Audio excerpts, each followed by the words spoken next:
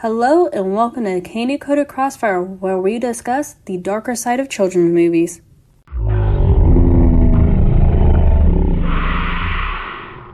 In this episode, I will be discussing themes of child neglect and control in the DreamWorks film How to Train Your Dragon.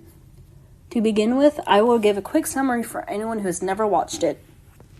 The movie follows a young Viking named Hiccup, who is the son of the chief of his village, Stoic. His village is at war with dragons, but he later befriends a dragon and goes on to challenge his village's traditional views and the true nature of the dragons. Throughout the beginning of the film, Hiccup is seen as this useless dude that is just in the way of everyone. In the village, a Viking's worth is set by how strong they are and how well they can fight a dragon. This leads to Hiccup being seen as less than the rest of them because he is small and skinny with no muscles and with no clear way to fight the dragons. To the point that even his own dad begins to see him as a lesser person. Stoic begins to neglect and pay little attention to Hiccup, which leads to him wanting to become stronger so he can gain recognition and attention from his father and the rest of his village. According to an article about child-parent communication, it is very important for a parent to have positive communication with their child, and this is shown with the strained relationship between Hiccup and Stoic.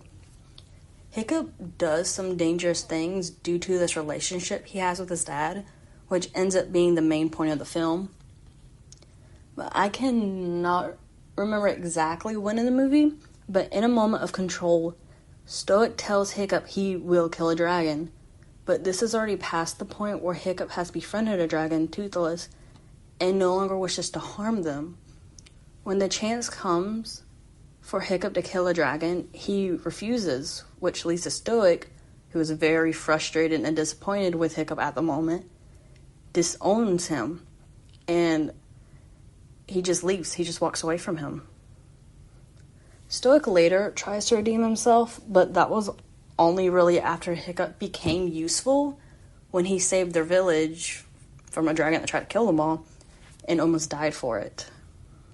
Thank you all for listening to this episode about How to Train Your Dragon. I will admit this episode was a little difficult for me to make because I generally do love Stoic as a character, but that man has his moments as a parent. In our next episode, Sydney will be discussing the popular film Tangled. Once again, I am Madison, and thank you for listening to Candy Coated Crossfire.